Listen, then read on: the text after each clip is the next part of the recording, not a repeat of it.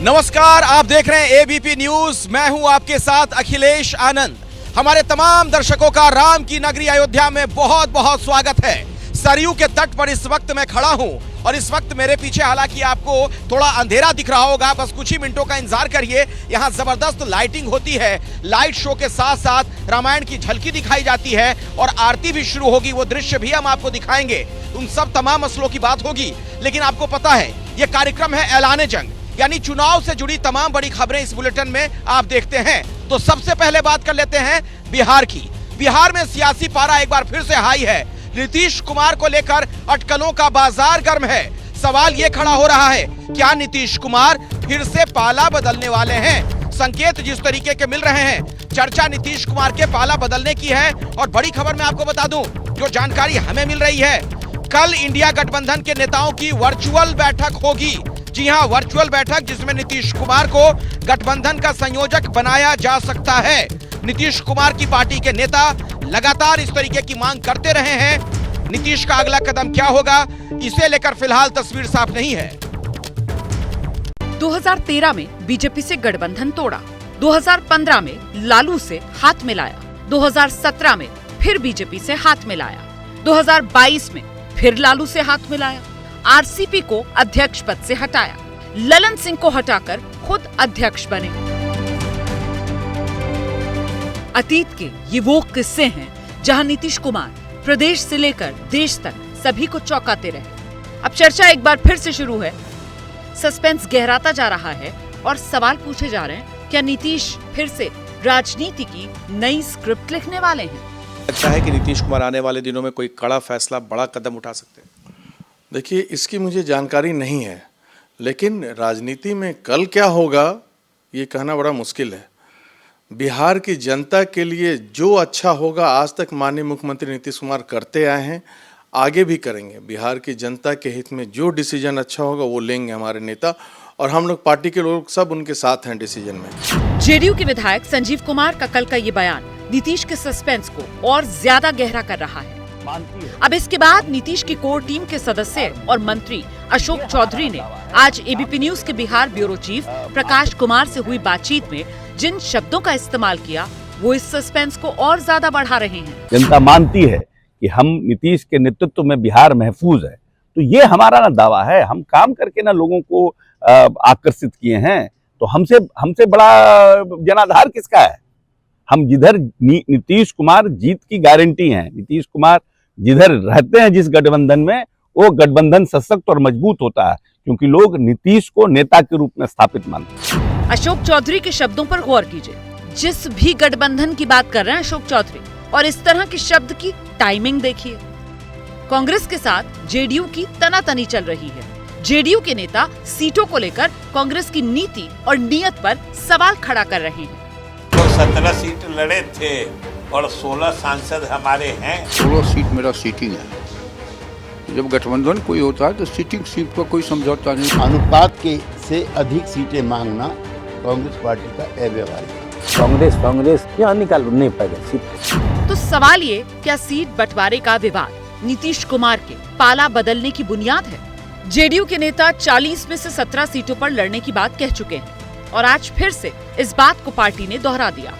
इस तरह से जो सीट शेयरिंग से पहले जो मामला चल रहा है, तो नीतीश कुमार अब क्या करेंगे और दावे का आधार क्या है कि आप 17 सीट मांग रहे हैं? दावे का आधार है हमारा, तो हम पिछली बार भी 17 सीटों पे लड़े थे और किशनगंज की सीट बहुत थोड़े मार्जिन से हम हार गए थे और हम 16 सीट जीते हैं। सीटों को लेकर बिहार में जो दावेदारी चल रही है, अब उसको जानिए। बिहार में लोकसभा की कुल 40 सीट है। जेडीयू 17 से कम पर तैयार नहीं है। कांग्रेस को 10 सीट चाहिए। माले ने 5 सीटों की मांग रखी है। सीपीआई ने तो 3 सीटों पर लड़ने का ऐलान कर दिया है। इस डिमांड के हिसाब से लालू की पार्टी के पास सिर्फ 5 सीटों पर लड़ने का स्कोप बचता है, जो कि हकीकत से काफी दूर की बात है। आरजेडी नेता और बिहार के डिप्टी सीएम तेजस्वी यादव के सामने जब सीट बंटवारे का सवाल आया, तो उन्होंने मीडिया के कंधे पर बंदूक रखकर नीतीश की पार्टी को मानो नसीहत दे दी। सीट शेयरिंग का मसला जो भी होता है, कोई भी दल पत्रकारों को तो नहीं बताती है ना, तो हम क्या बताएं? ये सब इंटरनल बात है। और पार्टी महागठबंधन जो है, हम लोग सब लोग काम करेंगे नहीं करेंगे, सीट तो बंटवे ना करेगा। तेजस्वी यादव ने सीट बंटवारे पर वैसे तो कुछ नहीं कहा, लेकिन जितना भी कहा उसके मायने बड़े हैं, क्योंकि नीतीश कुमार की पार्टी मीडिया के सामने आकर सीटों के नंबर की बात कह रही है। पत्रकारों के माध्यम से ही चीजें जनता तक जाती हैं और जो चीजें इंटरनली होती हैं उसको एक्सटर्नली बताते आप ही लोग हैं। और मसला ये है कि अब समय नहीं बच गया है।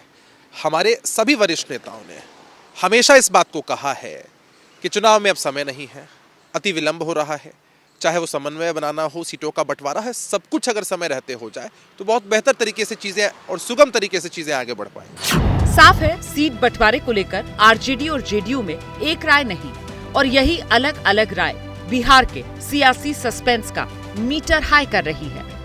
कल नीतीश कुमार भी जब मीडिया के सामने आए तो महज 10 सेकंड में अपनी बात कहकर निकल गए। सब समय पर हो जाएगा, चिंता मत करिए। फिलहाल बिहार के इस सियासी सस्पेंस को बीजेपी दूर से देख रही है। ये गठबंधन नहीं है, ठगबंधन है। ये संतरे की तरह है, ऊपर से खूब चिकना चिकना, अंदर फांके फांक। खरमास के बाद नीतीश का अगला कदम क्या होगा, इस पर सबकी नजर है। नीतीश राम मंदिर के उद्घाटन में जाते हैं या नहीं? 24 जनवरी को कर्पूरी जयंती के मौके पर क्या ऐलान करेंगे, इस पर पटना से लेकर दिल्ली तक सभी की नजर लगी है। और खबरों में हम आगे बढ़े उससे पहले एक बार फिर से दर्शकों को बताना चाहूंगा, प्रभु श्री राम की नगरी अयोध्या में सरयू तट से ऐलान जंग का ये खास एपिसोड आप देख रहे हैं। और अभी की बड़ी खबर ये भी है, ऐसा लग रहा है कि ममता बनर्जी फिर से खेला करने वाली है क्या? नीतीश कुमार को लेकर उन्होंने अब तक पत्ते नहीं खोले हैं, यानी उनकी इस पर क्या राय होगी, क्या इस पर उनकी रजामंदी होगी, ये एक बड़ा सवाल बना हुआ है। इसी खबर पर और अधिक जानकारी आप तक पहुंचाएंगे मेरे सहयोगी जैनेंद्र हमारे साथ जुड़ गए हैं। जैनेंद्र, इसके पहले भी हमने देखा किस तरीके से मल्लिकार्जुन खड़गे का नाम ममता बनर्जी ने आगे बढ़ा दिया था, क्या एक बार फिर से ममता बनर्जी कुछ दिमाग में चल रहा है क्या? बिल्कुल, देखिए कल की बैठक में ही साफ होगा कि ममता बनर्जी का क्या रुख रहता है नीतीश कुमार को संयोजक बनाने के प्रस्ताव पर। इंडिया गठबंधन की जो कल वर्चुअल बैठक हो रही है उसका हालांकि उसका कोई आधिकारिक एजेंडा नहीं साझा किया गया है, लेकिन सूत्रों का कहना है कि बैठक बुलाई ही इसीलिए जा रही है ताकि इंडिया गठबंधन का एक संयोजक तय हो और उस रेस में सबसे आगे नाम नीतीश कुमार का है। और ममता बनर्जी इससे पहले अनौपचारिक तौर पर नीतीश के नाम पर असहमति जता चुकी है और अब तक सूत्रों का यही कहना है कि ममता बनर्जी सहमत नहीं है। कल की बैठक में उनका क्या रुख रहेगा ये देखने वाली बात होगी। पिछली बैठक में जैसा आपने बताया उन्होंने खड़गे को पीएम उम्मीदवार बनाने का प्रस्ताव दे दिया था, हालांकि इस पर कोई चर्चा नहीं हुई थी। क्या कल एक बार फिर वो नीतीश कुमार को अगर संयोजक बनाया जाएगा तो वो ये प्रस्ताव देंगे कि खड़गे को अध्यक्ष बनाया जाए इंडिया गठबंधन का? तो ममता बनर्जी के रुख पर कल की बैठक में क्या रहेगा इस पर नजरें हैं। लेकिन मैं ये जरूर बता दूं आपको कि जब पटना में इंडिया गठबंधन की बैठक हुई थी तब इन्हीं ममता बनर्जी ने बैठक के अंदर नीतीश कुमार की तुलना जेपी से की थी और ये कहा था कि जेपी ने जिस तरीके से इमरजेंसी के बाद सभी दलों को इकट्ठा किया था उसी भूमिका में नीतीश कुमार ने भी बीते दिनों में बीजेपी के खिलाफ तमाम नेताओं से मिलकर इस गठबंधन की नींव रखी है। तो ममता बनर्जी सामने तो नीतीश कुमार की तारीफ करती है, लेकिन जैनेंद्र ये भी सच्चाई है किस तरीके से नीतीश कुमार के साथ उनकी पहले भी अदावत रही है। आप इस खबर पर नजर बनाकर रखिएगा, मैं दोबारा भी आपके पास लौटूंगा। अब अपने दर्शकों को जरा मैं महाराष्ट्र लिए चलता हूं। आज यहां पर समंदर पर बने भारत के सबसे बड़े पुल का उद्घाटन किया प्रधानमंत्री नरेंद्र मोदी ने, यानी विकास की एक बहुत बड़ी सौगात महाराष्ट्र के लोगों को दी गई है। लेकिन चौंकाने वाली बात यह कि इस पर भी राजनीति हो रही है। कैसे सियासत महाराष्ट्र में इस मुद्दे पर जारी है, देखिए।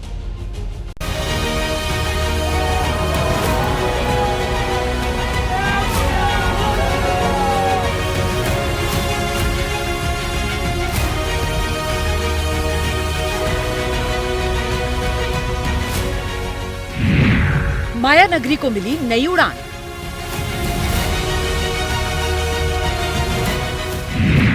अटल सेतु बनेगा मुंबई की नई पहचान।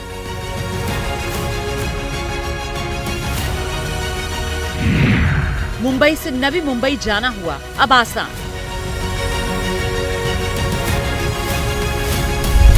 इस सेतु के रास्ते महाराष्ट्र में विकास की नई गाथा लिखी जाएगी।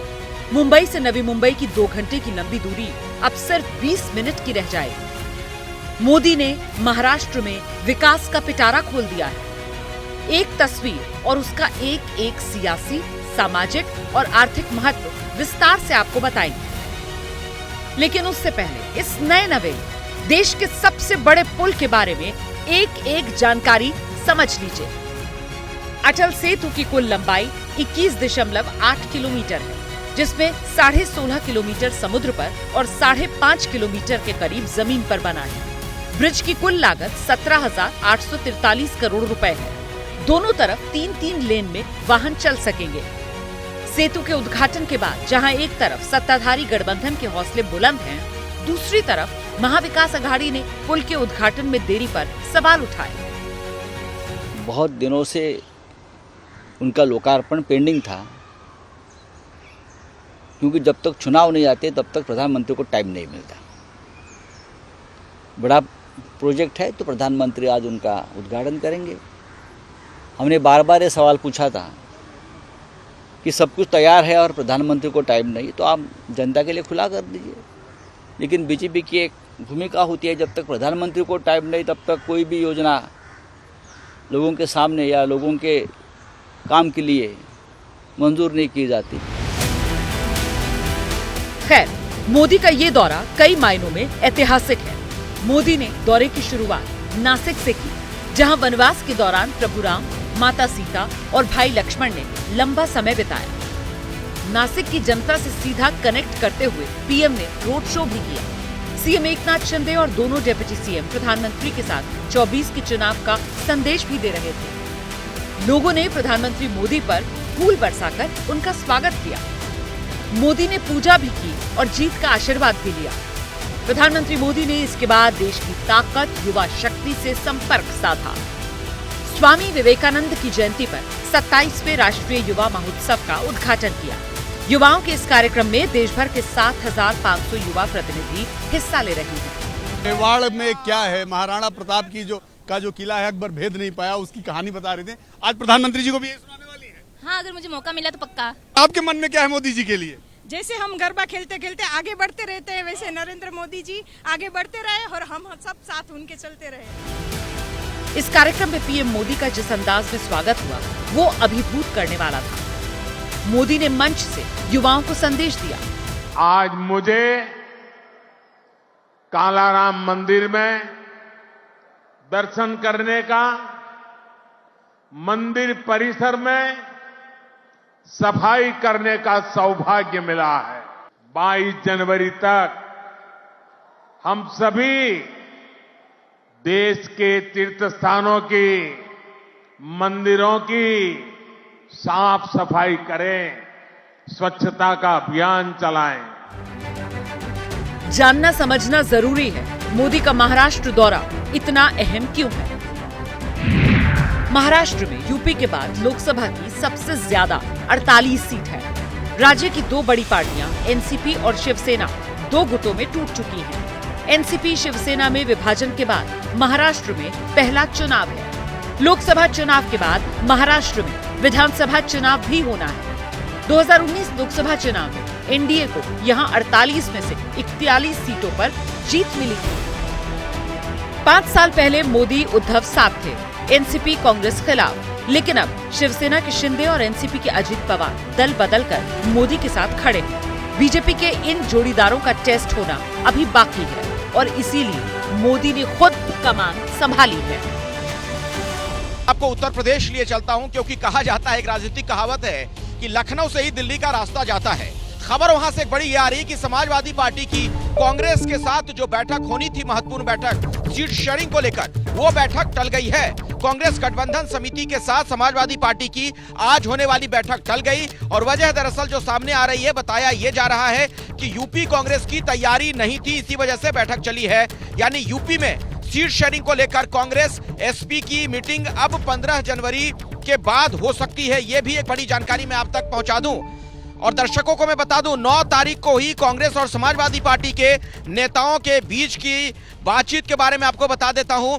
उस बैठक से जुड़ी जो सूचना है, कांग्रेस ने यूपी में 25 सीटों की मांग की, एसपी ने कांग्रेस से जीतने वाली सीटों की लिस्ट मांगी है। समाजवादी पार्टी ने कहा था कि लड़ने के लिए नहीं, जीतने के लिए लड़ें। बैठक में एसपी ने मायावती को लेकर बात नहीं की थी, यह भी बड़ी जानकारी आप तक मैं पहुंचा दूं। तो क्या समाजवादी पार्टी और कांग्रेस में सीटों को लेकर बात फंसती हुई दिख रही है? क्या कोई मुश्किलातें, कुछ दिक्कतें हैं? सीधे मैं जैनेंद्र के पास आपको लिए चलता हूं। मेरे सहयोगी इसी खबर पर और अधिक जानकारी आप तक पहुंचाएंगे। जैनेंद्र।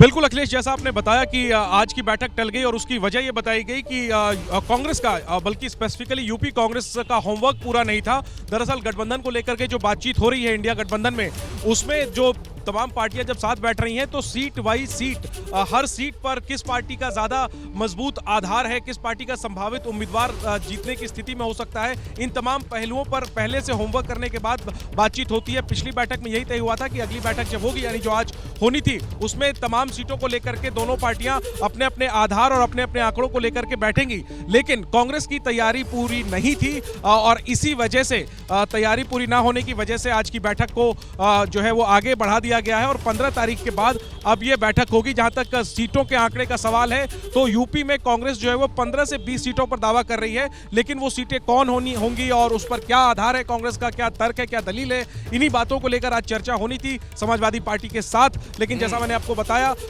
यूपी कांग्रेस के नेता जो हैं वो पहले पदयात्रा में, फिर सांगठनिक बैठकों में व्यस्त थे और इसी का हवाला देकर के समाजवादी पार्टी तक ये संदेश पहुंचाया गया कि अभी हमारी तैयारी नहीं है और 15 तारीख के बाद हम अगले चरण की बैठक जो है वो करेंगे। जी अखिलेश। ठीक है जैनेंद्र, बहुत बहुत शुक्रिया इस जानकारी के लिए आपका। लेकिन एक बड़ा सवाल तो यह जरूर खड़ा होगा कि होमवर्क अगर कांग्रेस अभी नहीं कर पा रही इस मामले में, खासतौर पर सीट शेयरिंग को लेकर, तो आने वाले दिनों में चुनाव में एनडीए के साथ, बीजेपी के साथ कैसे मुकाबला करेगी? क्योंकि आप देख रहे हैं बीजेपी की रणनीति लगातार बैकफुट पर, विपक्षी गठबंधन के लोग दिख रहे हैं और बीजेपी और उसके सहयोगी फ्रंट फुट पर नजर आ रहे हैं। बैठकों का दौर चल रहा है। बड़ी खबर मैं आपको बता दूं, खबर यह आ रही है कि आम आदमी पार्टी और कांग्रेस के बीच सीट शेयरिंग को लेकर जो बैठक है वो शुरू हो चुकी है। इंडिया की सहयोगी पार्टी है कांग्रेस और आप, पहले दौर की वार्ता इनके बीच हो चुकी है और आज भी सीट शेयरिंग को लेकर बातचीत हो रही है। जो जानकारी हमें मिल रही है उसके मुताबिक दिल्ली, पंजाब समेत गुजरात, गोवा और हरियाणा में दोनों पार्टियों में सीट शेयरिंग का फॉर्मूला तय हो सकता है। इसी खबर पर और अधिक जानकारी के साथ मेरे सहयोगी जैनेंद्र इस वक्त मेरे साथ जुड़ गए हैं। जैनेंद्र, सीट शेयरिंग को लेकर क्या आपको लगता है कि आज पेच सुलझ जाएगा? देखिए, अभी पूरी तस्वीर साफ होने में तो समय लग सकता है, लेकिन चूंकि ये दूसरी बैठक है तो निश्चित तौर पर बात बहुत हद तक बन जाएगी। दिल्ली की 7 सीटें हैं, ज्यादा विवाद नहीं है। 4-3 का फार्मूला यहां पर है। 4 सीटें आम आदमी पार्टी, 3 सीट कांग्रेस। हालांकि दिल्ली में आम आदमी पार्टी ने तो कांग्रेस को यह तक का प्रस्ताव दिया है कि आप यहां 4 सीट लड़ लीजिए, लेकिन आम आदमी पार्टी गुजरात में 2 सीट कम से कम चाहती है, गोवा में कम से कम 1 सीट चाहती है, हरियाणा में कम से कम 2 सीट चाहती है। हरियाणा और गोवा में सीट देने को लेकर कांग्रेस तैयार नहीं है और देखना है कि क्या आज की बैठक में इस पर सहमति बनती है। गुजरात में जरूर कांग्रेस 2 सीट कम से कम आम आदमी पार्टी को दे सकती है और सबसे बड़ा सवाल पंजाब को लेकर है, क्योंकि पंजाब को लेकर जहां कांग्रेस और आम आदमी पार्टी का राष्ट्रीय नेतृत्व गठबंधन चाहता है, लेकिन दोनों ही पार्टियों के जो प्रदेश के नेता हैं वो गठबंधन के खिलाफ हैं। ऐसे में पंजाब को लेकर अब तक बात नहीं हुई है। आज क्या पंजाब पर दोनों पार्टियां चर्चा करेंगी? बैठक के बाद पता चलेगा। आपसे थोड़ी देर में यह बैठक शुरू होने वाली है आम आदमी पार्टी और कांग्रेस के गठबंधन समिति की। पंजाब में जो है दोनों पार्टियां जो है वो 8-8 सीटें लड़ना चाहती हैं और पंजाब में कुल 13 सीटें ही हैं, एक चंडीगढ़ की सीट मिला दें 14 सीटें हैं। तो क्या 50-50 का फार्मूला पंजाब में रहेगा? 7-7 सीटें दोनों पार्टियां लड़ेंगी। ये तमाम जो है वो प्रस्तावित फार्मूले हैं। देखना है कि बात किस पर बनती है, लेकिन आम आदमी पार्टी और कांग्रेस के बीच गठबंधन नजर बनाकर रखिए जैनेंद्र इस खबर पर। जैसे ही कुछ वहां से जानकारी मिले हमें बताइएगा, वो अपडेट भी दर्शकों तक हम पहुंचाएंगे। फिलहाल बहुत बहुत शुक्रिया आपका।